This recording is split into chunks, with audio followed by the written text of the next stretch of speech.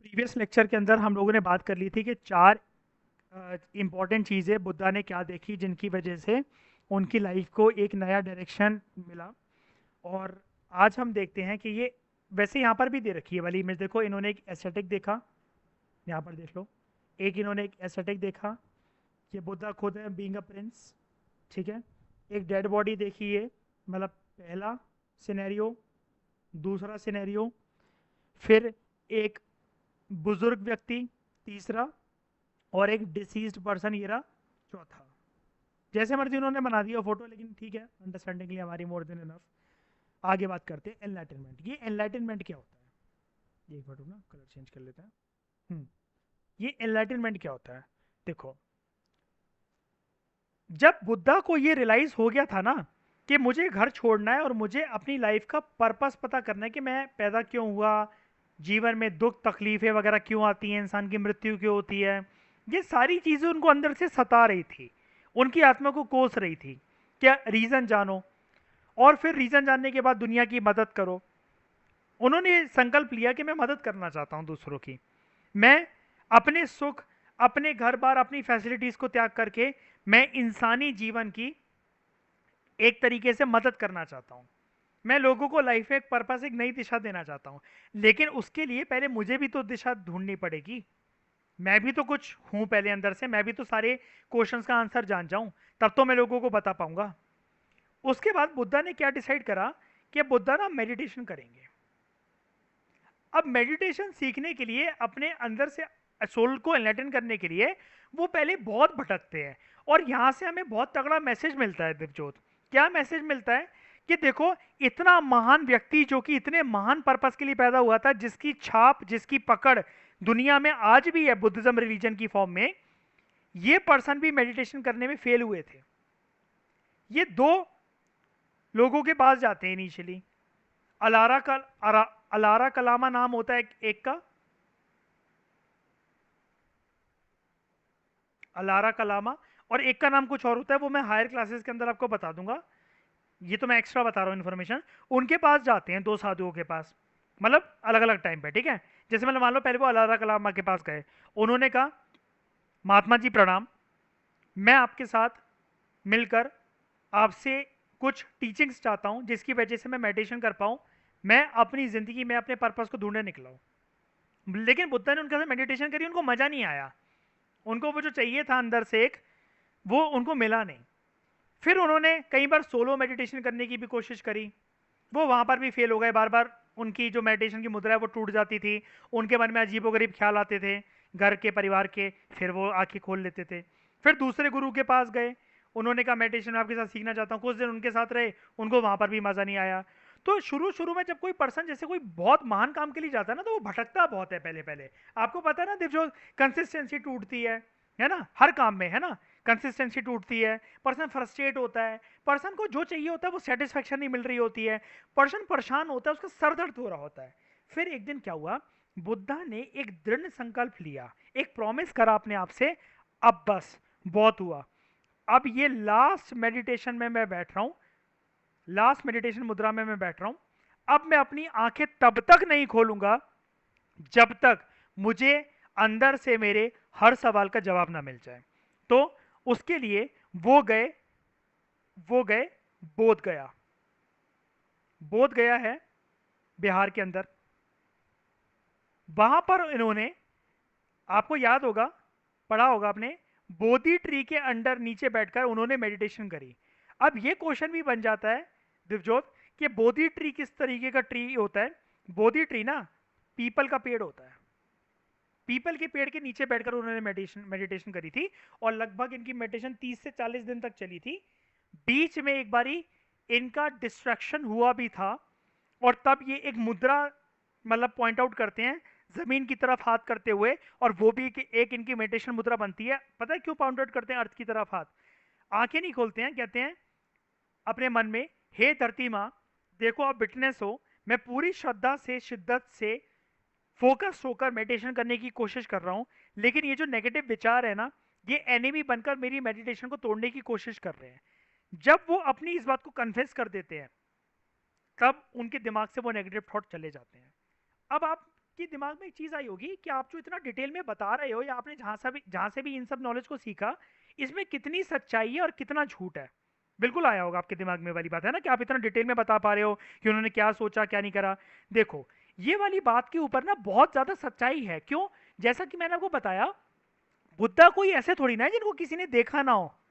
बुद्धा के साथ लोग रहे हैं भाई। और उनके डेथ के बाद, महापरिनिर्वाण के बाद, आनंद या फिर उनके जो दूसरे फॉलोअर्स रहे हैं, बोधिसत्वा वगैरह, जो स्कूल्स आएंगे बुद्धा के, जो ऑर्थोडॉक्स बुद्धिज्म थे जिन्होंने बुद्धा के साथ रहा है, उनकी टीचिंग्स को सुना है, उन्होंने कंपाइल करी है बुद्धा की टीचिंग्स। तो एक बात बताओ, अगर मान लो कि मैंने चलो अपने टाइम पे बुक नहीं लिखी, याद रखना बुद्धा की कोई ऑटोबायोग्राफी नहीं थी दिव्यजोत, अपने हाथ से उन्होंने कोई बुक नहीं लिखी है। बुद्धा की कोई बायोग्राफी नहीं रही है, लेकिन बायोग्राफी बहुत सारी रही है। बायोग्राफी का मतलब समझते हो ना?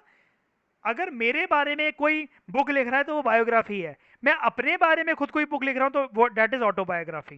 तो ऑटोबायोग्राफी बुद्धा की कोई नहीं है। उन्होंने वो यकीन नहीं करते थे इन सब चीज़ों में, ये लिखना वगैरह। बाद में उनकी टीचिंग्स को कंपाइल इसलिए करा गया, कंपाइल करना मजबूरी भी बन गई थी। क्यों? आनंद या दूसरे बोधिसत्वा ये चाहते थे यार बुद्धा की इतनी इंपॉर्टेंट टीचिंग संसार से, सृष्टि से खो ना जाए। आने वाली जनरेशन को कम से कम वो मार्क तो पता लगे कि सारी पावर, सारी गहराइयां, सारे सीक्रेट्स हमारे खुद के अंदर होते हैं, खुद के अंदर होते हैं हमारे। एंड बुद्धिज्म तो यार इतना प्यारा रिलीजन है ना, कसम से। आप किसी भी रिलीजन से बिलोंग करते हो, Buddhism actually is not religion. मैं तो बुद्धिज्म को ये मानता हूं, Buddhism is a symbol, it is a way of meditation. Person क्या से क्या बन जाता है, ये चीज मुझसे पूछो मेडिटेशन करके। ठीक है? तो आप बात करते हैं, इन्होंने जो मेडिटेशन करने के बाद जब इनको सारी सच्चाई पता लग गई ना, सारी चीजों के आंसर मिल गए, इसको कहते हैं हम लोग एनलाइटनमेंट। तो बुद्धा, उसके बाद उनको बुद्धा कहा जाने लगा। इसका मतलब क्या है? इतने टाइम की मेडिटेशन करने के बाद सिद्धार्थ बिकेम बुद्धा। और बुद्धा का मतलब होता है अवेकेंड या फिर एनलाइटेंड वर्ड। इन्होंने ये रियलाइज करा कि इंसानी जिंदगी जो है, देखना मेडिटेशन के बाद इन्होंने क्या रियलाइज करा कि अपने आप से कहा इन्होंने, मैं इतना समझ गया हूं कि इंसानी जीवन जो है वो परेशानियों से, कठिनाइयों से, दर्द से भरा हुआ है। तो 29 की एज में इन्होंने अपने पैलेस को छोड़ दिया, जैसा कि मैंने आपको प्रीवियस लेक्चर के अंदर बताया था। And he became a hermit. Hermit का मतलब क्या? कि वॉन्डरर। अब मैं तब तक जंगलों वगैरह में घूम घूम कर तपस्या करूंगा जब तक मैं इस संसार में सारी चीजों के सही तरीके से रहस्य ना जान जाऊं।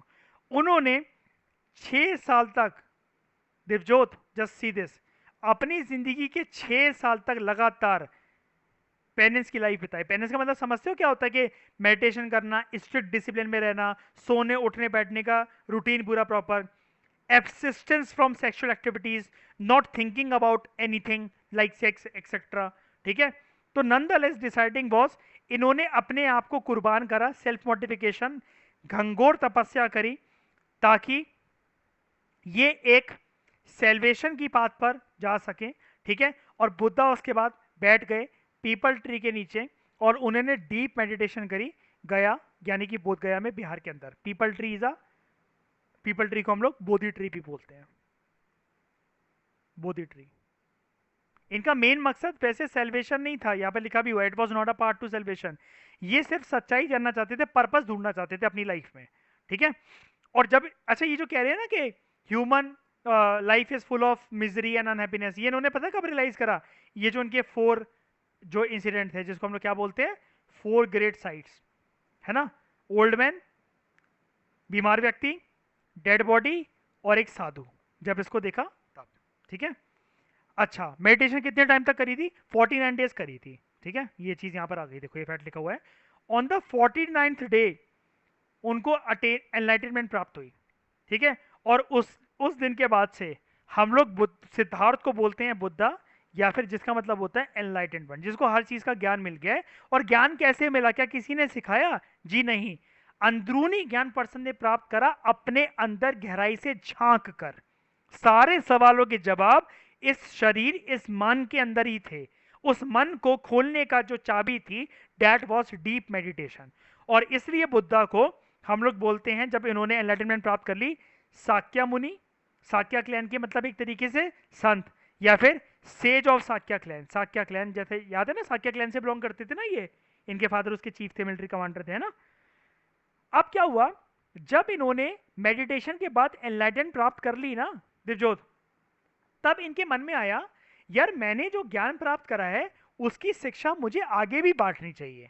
आई should carry forward these knowledge, these teachings. समझ पा रहे हो मतलब दिव्य जो मैं बता रहा हूँ? पक्का बोरिंग तो नहीं लग रहा है? ठीक है।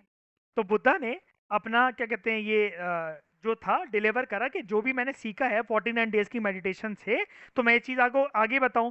तो बुद्धा के ना कुछ 5 वो बने शिष्य, कुछ 5 शिष्य बने जो कि डिसाइपल थे। अभी तक बुद्धा किसी और के शिष्य बनकर घूम रहे थे और बुद्धा को सेटिस्फेक्शन नहीं मिली, तो बुद्धा ने डिसाइड करा अब मैं बैठ जाऊंगा मुद्रा के अंदर पीपल ट्री के नीचे बोध गया में जाकर, अब मैं उठूंगा नहीं जब तक मुझे सारे सवालों के जवाब नहीं मिल जाते।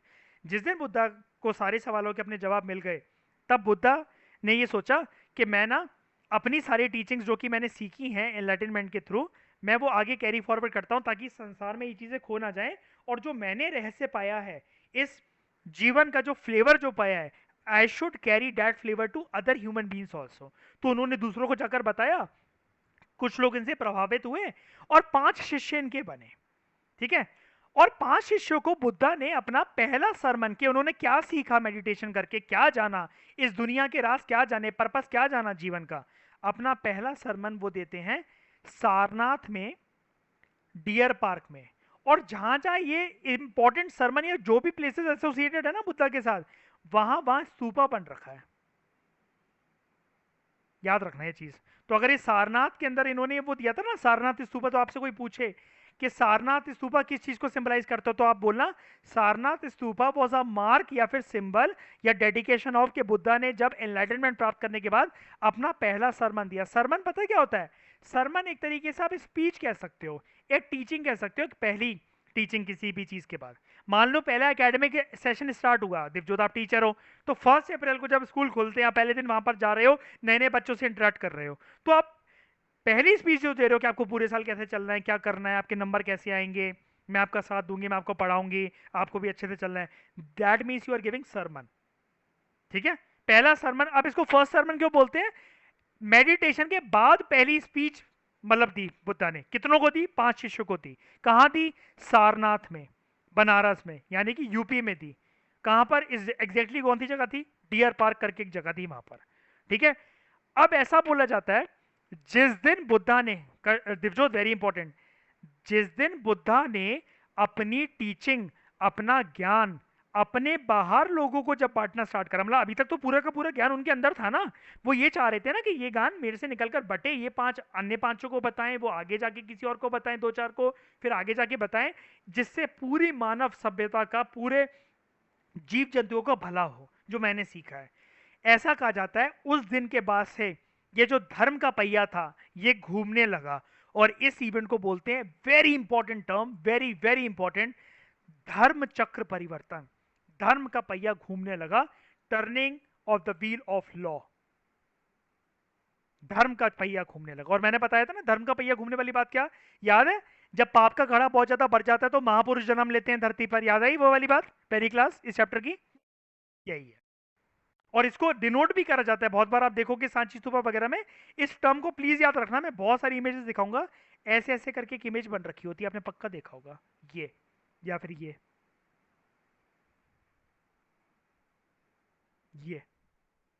दीज आर नोन एज धर्म चक्र परिवर्तन। थोड़ा ये फिलोसफिकल चीज होती है एक तरीके से, कि धर्म का पहिया अब घूमने लगा। अब कोई दिख रहा है क्या धर्म का पहिया घूमते हुए? क्या घड़ी लग रखी है हमने रूम में? नहीं। धर्म इस दिन का इस मतलब ये मतलब पता क्या है कि अब ना, अब संसार सही दिशा में चलने लगेगा। अब एटलीस्ट कुछ लोग मेडिटेशन करके अपने अंदर ही ज्ञान ढूंढ पाएंगे। ये चीज है। ठीक है। तो बुद्धा ने उसके बाद यहां पर एक बात कही जाती है, 4 नोबल ट्रुथ की बात करी बुद्धा ने। बोला, अच्छा एक चीज बताऊं मैं आपको, मतलब यहाँ पर तो क्योंकि 6 क्लास है तो बहुत लिमिटेड बात कर रखी है इन्होंने, मैं तो एक्स्ट्रा बताते जा रहा हूँ। ये जो 5 शिष्य थे ना, यार देखो दिवजोत क्या होता है, मान लो कि अगर मुझे पढ़ने का शौक है, मैं इस चैप्टर को पढ़ाने के लिए 5 किताबें पढ़कर बैठा हुआ हूँ, ठीक है, तो मैं आपको बहुत नॉलेज देता चलूंगा। लेकिन अगर वो 5 किताबें आपने नहीं पढ़ी हैं तो आपके मन में ये वाली बात आ सकती है ना, एक एक चीज बताने की कोशिश कर रहा हूँ, मतलब रिलेट करने की कोशिश कर रहा। मान लो मुझे बुद्धिज्म जैनिज्म पढ़ाना है आपको, ठीक है। अब उससे होगा क्या, आपको पढ़ाना है आशिमा को, कशिश को, किसी को भी पढ़ाना है, ठीक है। मैं 5 किताबें पढ़कर बैठा हुआ हूँ। अब मैं उसमें ऐसी-ऐसी बातें पढ़ाते जा रहा हूँ हर एक लाइन में, जो आप कह रहे हो कि हमने तो सुनी ही नहीं है। हम भी इस चैप्टर को पढ़कर बैठे हैं, हमें तो पता ही नहीं है। तो आपका इंटरेस्ट बनेगा कि इतने ज़्यादा बोर नहीं हो जाओ कि यार यार ये पर्सन ये वाली बातें ना बताकर पता नहीं कहाँ-कहाँ से कौन-कौन सा ज्ञान निकाल लेता है, विकिपीडिया से लाकर, पता नहीं कौन-कौन सी किताबें से लाकर अंट-शंट चीज़ें बताया जा रहा है। हम ना जानने में इंटरेस्टेड है, ना सुनने में इंटरेस्टेड है। होता है कि नहीं होता है? ऐसा स्कूल के बच्चे करते हैं ना, ऐसे जो मतलब वो फील नहीं करते कि सर जितना लिख रखा है उतना बता दो, पास हो जाएंगे, मत बताओ एक्स्ट्रा चीजें, मुझे नहीं सुननी है, मुझे ज्ञानी नहीं बनना, है ना। अब हुआ क्या, इन 5 शिष्यों ने तो इतनी डीप मेडिटेशन करी नहीं थी कि इनको एनलाइटनमेंट की प्राप्ति हो। ये बुद्धा के शिष्य तो बन गए। बुद्धा जब इनको ज्ञान देते हैं डियर पार्क में, ये भाग जाते हैं, हमें नहीं सुनना, पता नहीं क्या क्या बातें बताए जा रहे हो। ये कुछ दिन के बाद बुद्धा को छोड़ के चले गए। तो यहां से हमें एक सीख देखने को मिलती है। देखा, जब बुद्धा मेडिटेशन के लिए वो कर रहे थे, स्ट्रगल कर रहे थे, तब बुद्धा काफी बार फेल हुए। ये चीज हमें देखने को मिलती है, जब आपका पर्पस बहुत बड़ा होता है ना, you should accept failure at initial stages. उसके पीछे फिर सक्सेस बहुत बड़ी छुपी है। Even after getting success initially, कुछ अगर उसके बाद इनिशियल लेवल पे फेलियर मिल जाए, डू नॉट गेट डिसहार्टेंड, क्योंकि तुम्हारा मकसद या तुम्हारी जिंदगी सिर्फ उन 4-5 लोगों तक सीमित नहीं है। बताते चलो, कोई प्रॉब्लम नहीं है। मैं यूपीएससी के लिए क्लासेस पढ़ाता हूँ, जैसे दिवजोत, क्या होता है, बहुत बार जैसे शुरू शुरू में लोग आए तो वो भग गए, कितनी धीरे धीरे पढ़ा रहे हो, ऐसे तो कोर्स ही नहीं होगा, वो नहीं होगा। मुझे पता ना कोर्स कैसे होगा, कैसे नहीं होगा। तो इससे क्या मैं फेल होकर बैठ जाऊँ कि मैं अच्छा टीचर नहीं हूँ, वो नहीं, मुझे पता है मैं क्या दे रहा हूँ लोगों को, कितना वो दे रहा हूँ। जो कि इंस्टीट्यूट वगैरह नहीं पढ़ाएंगे, कभी नहीं पढ़ाएंगे, उनको क्या लेना देना, उनको क्या लेना देना इन सब चीज़ों से। लेकिन देखो आज आप लोग कितने सारे लोग जुड़े हुए हो मेरे साथ, डेली क्लासेस में आते हो। यही चीज़ है, प्यार मिलता है इतना, आप लोगों से रिस्पेक्ट मिलती है, ये चीज़ है। तो यहाँ से ये आप टीचिंग सीख सकते हो, ठीक है। ऐसे पढ़ा जाता है एनसीईआरटी को।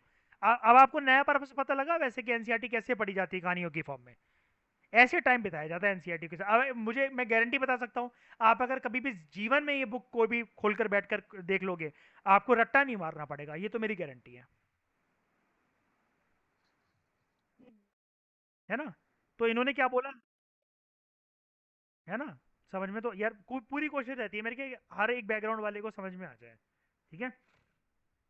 तो इन्होंने बोला सबसे पहली सच्चाई है, जिंदगी जो है वो दुख से और मिजरी से भरी भरी हुई है। ये सच्चाई दे रहे हैं मेडिटेशन, मतलब एनलाइटनमेंट प्राप्ति के बाद। मतलब जब यहाँ पर देखो, जब बुद्धा बन गए, तब वो सच्चाई बता रहे हैं कि जीवन की 4 सच्चाई, 4 पहलू होते हैं। ये जिंदगी दुख और मिजरी से भरी हुई है, इंसान कभी ना कभी किसी ना किसी चीज को लेकर परेशान रहेगा ही रहेगा। ये नहीं है, मेरे पास वो नहीं है, मैं उससे प्यार करता था, वो मेरा फर्स्ट लव थी, वो चली गई, कुछ ना कुछ मतलब पर्सन की लाइफ में लगा रहेगा रोना गाना, ठीक है। उन्होंने बोला इस मिजरी के पीछे, इस दुख दर्द तकलीफ के पीछे है, इंसान के पीछे जो रिस्पॉन्सिबल है वो है डिजायर, इच्छा। और मैंने आपको बताया था ना, अटैचमेंट लीड्स टू सफरिंग।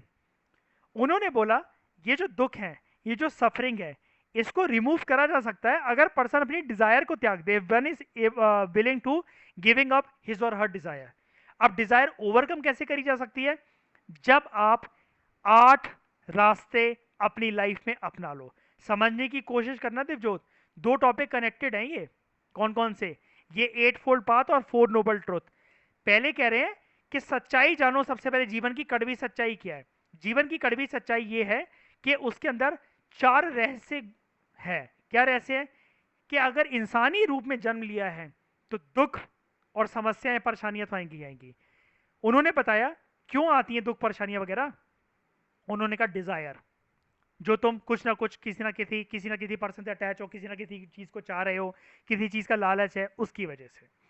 फिर उन्होंने बताया जो दुख है, जो सफरिंग है, उनको रिमूव करा जा सकता है अगर पर्सन पर्सन अपनी डिजायर को त्याग दे। डिजायर को ओवरकम करा जा सकता है अगर आप राइट पाथ, सही रास्ते पर चलो, जो कि है नोबल 8 फोल्ड पाथ। कौन कौन से हैं ये, सबसे पहले तो आपका नजरिया सही होना चाहिए, आपकी थिंकिंग सही होनी चाहिए, आप सही चीज बोलो, एक्शन अपने सही लो, जीवन अपना सही तरीके से व्यतीत करो, एफर्ट अपने सही तरीके से मारो, सही चीज का ज्ञान रखो और सही तरीके से मेडिटेशन करो। जो पर्सन बुद्धा के अकॉर्डिंग जिंदगी अपने इन 8 कदमों पे चला लेता है, तो हम जो ऊपर पढ़ रहे थे ना, सफरिंग, डिजायर, मिजरी, सैडनेस, ये कुछ भी ऐसे वर्ड्स पर्सन की लाइफ में, पर्सन की लाइफ में इस प्रकार के जो वर्ड्स हैं वो रहेंगे ही नहीं। अगर person right view, right thought, right speech, right action, right livelihood, right effort, right meditation, right knowledge, ये सब सीख जाए, तो याद रखना ये आपको हाँ ये हाँ हाँ, हर मेडिटेशन सही होती है, मतलब कहने का मतलब क्या है कि आपका ना, ये राइट राइट पता है क्यों बोल रही है, इन्होंने राइट राइट क्यों बोला है, यहाँ पर मेन बात करी गई है आपके इंटेंशन के ऊपर। हर चीज के बाद में यहाँ पर ये बात कर रहे हैं इंटेंशन की। जैसे व्यू आपका, यार अब मैं आपको देख रहा हूँ, ठीक है, अब लेकिन अगर मैं किसी लालच से देख रहा हूँ ना, यार ये पर्सन मेरा काश ये काम कर दे यार, मैं आपसे सोचकर कुछ बात कर रहा हूँ, लेकिन मेरे अंदर अपनी कुछ एक तरीके से अपनी बात मनवाने का कुछ एक वो है, डिजायर है, मेरी स्पीच आपको, आपका मन अगर दुखी कर दे, मेरी एक्शंस की वजह से अगर आपको तकलीफ हो, दुख हो, है ना, मैं अपना घर परिवार सही तरीके से नहीं चला रहा हूँ, मैं अपने काम में 100% अपना एफर्ट नहीं मार रहा हूँ, मुझे ज्ञान है लेकिन गलत चीजों का ज्ञान है या फिर आधा अधूरा ज्ञान है, और मुझे अपनी लाइफ में पर्पस ढूंढने का तरीका सही से नहीं पता है। मतलब मेडिटेशन करना का मतलब क्या होता है, मेडिटेशन करने का मतलब तो ये भी होता है आंखें खोलकर भी मेडिटेशन करी जाती है, पता है, ये भी बताऊंगा मैं आपको एक बार, आंखें खोलकर भी मेडिटेशन करी जाती है, लेकिन एक तरीके से आपकी लाइफ में ये सारी चीजें सही तरीके से होनी चाहिए। ये है कहने का मतलब कि आपका एम ये होना चाहिए कि आप कैसे भी अपनी लाइफ का पर्पस या फिर एम ढूंढ लो, बस, दैट्स इट। बाकी की बातें हम लोग करेंगे नेक्स्ट लेक्चर में। Thank you very much for discussion.